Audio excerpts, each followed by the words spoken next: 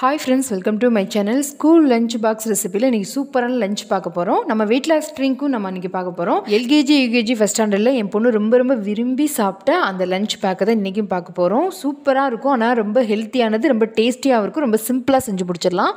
வாங்க அது எப்படி செய்யலாம்னு பார்க்கலாம். ஸ்கூல் லஞ்ச் பாக்ஸ் ரெசிபி பார்க்கிறதுக்கு முன்னாடி weight loss drink இன்னைக்கு என்ன அப்படிங்கறத நம்ம பார்க்கலாம். இன்னைக்கு லெமன் லீஃப் தான் எடுத்துர்க்கேன். அதுல ஒரு 4 லீஃப் நல்லா கழுவிட்டு சுடு தண்ணியில போட்டுட்டு 1 ஸ்பூன் அளவுக்கு சீரகம் போட்டுட்டு 1.5 டம்ளர் தண்ணி ஊற்றுங்க. அது 1 டம்ளர் ஆகிற அளவுக்கு கொதிக்க விட்டுட்டு நம்ம அதுக்கு வெறும் வயிற்றில் நம்ம குடிச்சிக்கலாம். இந்த ட்ரிங்க் வந்து கொஞ்சம் கசப்பாக இருக்கும், ஆனால் வந்து அதிகம் பசி எடுக்கவே எடுக்காது. இது குடிச்சாவே காலையில் போதும் அப்படிங்கிற மாதிரி இருக்கும். சூப்பரான ஒரு கிரேவி செய்யலாம். அதுக்கு வெள்ளை காராமணியை நான் ஊற வச்சுருக்கேன். அதை வந்து குக்கரில் வச்சுட்டு 2 விசில் வச்சு எடுத்துக்கலாம். சோயா பீன்ஸை சும்மா பச்சை தண்ணியில் வந்து நான் ஊற வச்சுருக்கேன். வடைச்சட்டியை அடுப்பில் வச்சுட்டு சட்டி நல்லா சூடானதுக்கப்புறம் ஒரு 3 ஸ்பூன் அளவுக்கு எண்ணெய் ஊற்றிக்கலாம். கொஞ்சம் அதிகமாக இருந்தால் டேஸ்ட் நல்லாயிருக்கும். ஒரு 3 ஸ்பூன், பெரிய ஸ்பூன்லேயே 3 ஸ்பூன் சேர்த்துக்கிறேன். எண்ணெய் நல்லா சூடானதுக்கப்புறம் 1 ஸ்பூன் உளுந்தம்பருப்பு, 1 ஸ்பூன் சோம்பு, 1 பட்டை போட்டு நல்லா கோல்டன் ப்ரௌன் கலர் அளவுக்கு நல்லா வதக்கி விடுங்க.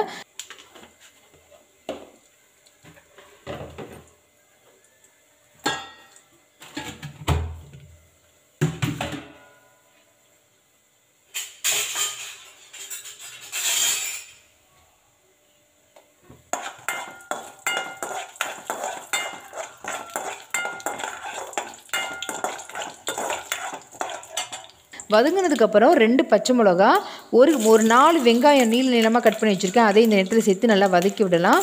வதக்கிட்டு கொத்தமல்லியை வந்து நல்லா பொடியாக சிசரை வச்சு நல்லா பொடியாக கட் பண்ணி போட்டுக்கோங்க. இந்த நேரத்தில் வெங்காயம் வதங்கும் போதே போட்டுக்கோங்க.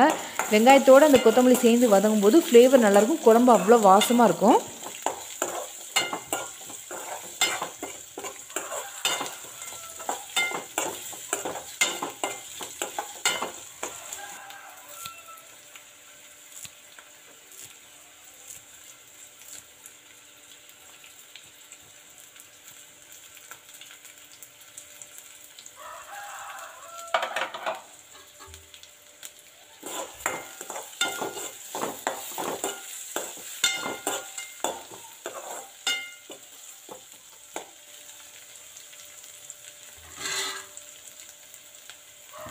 கொத்தமல்லி வெங்காயம் நல்லா வதங்கினதுக்கப்புறம் நான் நறுக்கி வச்சுருக்க தக்காளி வச்சுருக்கேன். அதை இந்த நேரத்தில் சேர்த்துக்கலாம். தக்காளி கொஞ்சம் அதிகமாக இருக்கிற மாதிரி பார்த்துக்கோங்க. வெங்காயம் ஒரு 2 எடுத்திங்கன்னா தக்காளி ஒரு 4 அந்த மாதிரி எடுத்துக்கோங்க. ஏன்னா அந்த டேஸ்ட், தக்காளியோட டேஸ்ட் வந்து இதில் நல்லா அதிகமாக இருந்துச்சுன்னா டேஸ்ட்டு சூப்பராக இருக்கும்.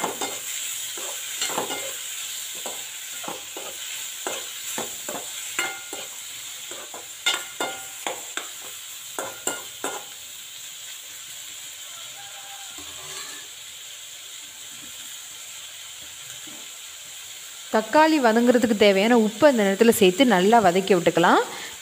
நான் கொஞ்சம் நேரம் அப்படியே மூடி போட்டு கொஞ்சம் நேரம் அப்படியே வதக்கி விடுங்க. தக்காளி நல்லா மசிஞ்சு வேகணும், அப்போ தான் நல்லாயிருக்கும்.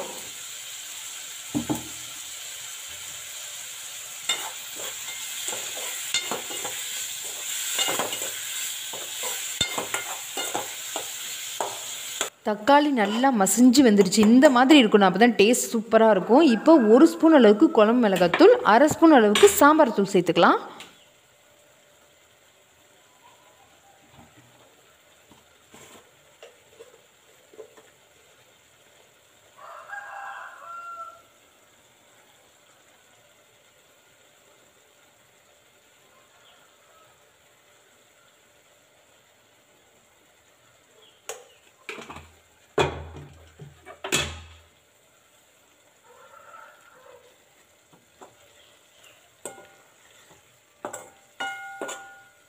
மிளகாய்த்தூள் சேர்த்துட்டு நல்லா மிக்ஸ் பண்ணி விடுங்க. மிளகாய்த்தூளுடைய பச்சை வாசனை எல்லாம் போனால் தான் டேஸ்ட் நல்லாயிருக்கும். கொஞ்சம் நேரம் லைட்டாக வதங்கட்டும். வதங்கினதுக்கப்புறம் நம்ம ஊற வச்சுருக்க அந்த மீன் மேக்கர் அல்ல சோயா பீன்ஸ், அதை வந்து நல்லா இறுக்கமாக புழிஞ்சிட்டு இன்னொரு அலசிட்டு இந்த நேரத்தில் சேர்த்துக்கலாம். சேர்த்துட்டு நல்லா மிக்ஸ் பண்ணி விடுங்க. அந்த மசாலா எல்லாம் அந்த சோயா பீன்ஸில் நல்லா இறங்கினா தான் நல்லாயிருக்கும். நல்லா மிக்ஸ் பண்ணி விட்டுட்டு கொஞ்சம் நேரம் அப்படியே இருக்கட்டும்.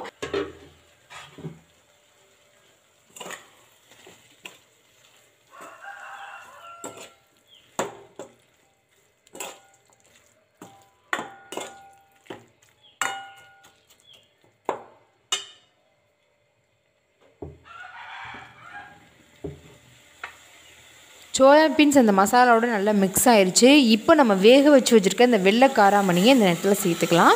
தண்ணியோடு சேர்த்துக்கோங்க. சேர்த்துட்டு நல்லா மிக்ஸ் பண்ணி விடுங்க. சூப்பராக இருக்கும், அவ்வளோ டேஸ்ட்டாக இருக்கும். சிம்பிளாக இருக்கும், ஆனால் அவ்வளோ டேஸ்ட்டாக இருக்கும். கண்டிப்பாக ட்ரை பண்ணுங்கள்.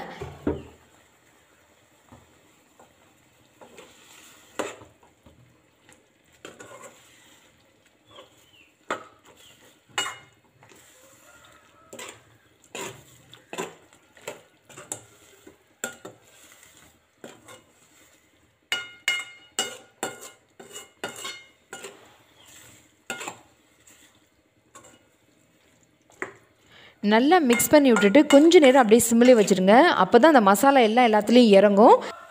இந்த கிரேவி வந்து சாப்பாட்டுக்கு மட்டும் இல்லை, தோசை, இட்லி எல்லாத்துக்குமே சூப்பராக இருக்கும். இன்றைக்கி வந்து என் பொண்ணுக்கு வந்து டிஃபன் வந்து 2 தோசை ஊற்றி கொடுத்தேன். இந்த கிரேவி வச்சு தான் அவன் சாப்பிட்டா. பயங்கர டேஸ்ட்டாக இருந்துச்சுன்னு சொன்னால் கண்டிப்பாக ட்ரை பண்ணுங்கள். ரொம்ப சிம்பிளாக இருக்கும், சூப்பராக இருக்கும். இதுக்கு சூப்பரான ஒரு சைட் டிஷ் பார்க்கலாம். நான் வந்து பருப்புக்கீரை, பசலிக்கீரை, இது ஒரு விதமான பசலிக்கீரைன்னு நினைக்கிறேன். அது வந்து நான் பொரியல் மாதிரி இல்லாமல் கூட்டு மாதிரி இல்லாமல் பண்ண போகிறேன். அதுக்கு நம்ம முதல்ல கீரையை நல்லா பொடியாக கட் பண்ணி எடுத்துக்கலாம். இந்த கீரை வந்து லைட்டாக ஒரு வலுவலுப்பாக இருக்கும். பசலிக்கீரையில் என்றைக்குமே அப்படி தானே இருக்கும். ஆனால் இது வந்து நான் சொல்கிற மாதிரி செஞ்சிங்கன்னா அந்த வலுவலுப்பு இருக்காது. நல்லா பொடியாக கட் பண்ணி எடுத்துக்கலாம். இது கட் பண்ணுறது ரொம்ப ஈஸி. மற்ற கீரையை விட இந்த கீரை வந்து சீக்கிரமே கட் பண்ணிடலாம். இப்போ ஒரு பாத்திரத்தில் 2 ஸ்பூன் அளவுக்கு எண்ணெய் ஊற்றிக்கலாம். உளுந்தம்பருப்பு 1 ஸ்பூன் போட்டுக்கலாம். அது பொன்னிறமாக ஆகிற அளவுக்கு லைட்டாக வறுத்து விடுங்க. வறுத்து விட்டுட்டு ஒரு கைப்பிடி அளவுக்கு நான் வந்து வெங்காயத்தை வந்து பொடியாக கட் பண்ணி வச்சுருக்கேன். அதை இந்த இடத்துல சேர்த்துக்கலாம். சேர்த்துட்டு நல்லா வதக்கி விடுங்க. வதக்கிட்டு நம்ம கீரையை வந்து கட் பண்ணி நல்லா கழுவிட்டு கட் பண்ணி வச்சுருக்கேன். அதை கொஞ்சமாக சேர்த்துட்டு நல்லா வதக்கி விடுங்க. லைட்டாக வதங்கினதுக்கப்புறம் நான் பாசிப்பருப்பை வந்து நான் வேக வச்சு லைட்டாக ஊற வச்சுட்டு லைட்டாக ஒரு கொதி வந்து நான் ஆஃப் பண்ணியிருக்கேன். அதை அப்படியே தண்ணியோடய இதில் சேர்த்துக்கலாம்.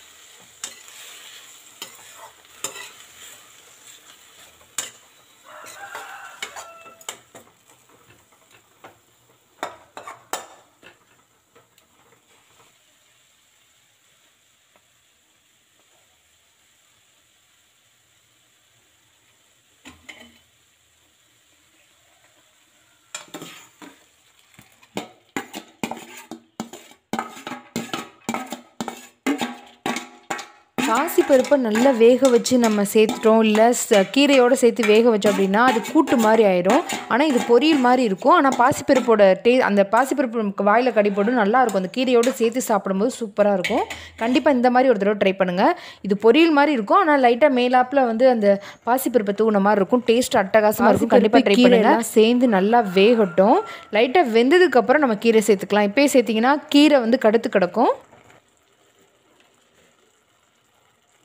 இப்போ கீரைக்கு தேவையான உப்பை கொஞ்சமாக சேர்த்துக்கலாம். சேர்த்துட்டு கொஞ்சம் நேரம் லைட்டாக மிக்ஸ் பண்ணிவிட்டு அப்படியே ஆஃப் பண்ணிடுங்க. இப்போது ஸ்கூல் லஞ்ச் பாக்ஸ் ரெசிபி நம்ம கட்டிக்கலாம். சூடான சாதம், அதுக்கப்புறம் நம்மளுடைய தட்டைப்பயிறு சோயா பீன்ஸ், அதாவது மீன் மேக்கரோட கிரேவி, அதுக்கப்புறம் சூப்பரான கீரை. பயங்கர டேஸ்ட்டாக இருக்கும். குழந்தைங்களுக்கு அவ்வளோ பிடிக்கும். கிட்ஸ் அவ்வளோ விரும்பி சாப்பிடுவாங்க. கண்டிப்பாக ட்ரை பண்ணுங்கள். என் பொண்ணு இது வந்து தோசையில் தொட்டு சாப்பிட்டா செம்மையாக இருந்துச்சு. இது டிஃபனுக்கும் நல்லாயிருக்கும். இட்லி தோசைக்கும் சூப்பராக இருக்கும், சாதத்துக்கும் சூப்பராக இருக்கும். கண்டிப்பாக ட்ரை பண்ணிவிட்டு எப்படி இருந்துச்சுன்னு கீழே கமெண்ட் பாக்ஸில் சொல்லுங்கள். இன்னொரு வீடியோவில் பார்க்கலாம். தேங்க்யூ ஃபார் வாட்சிங்.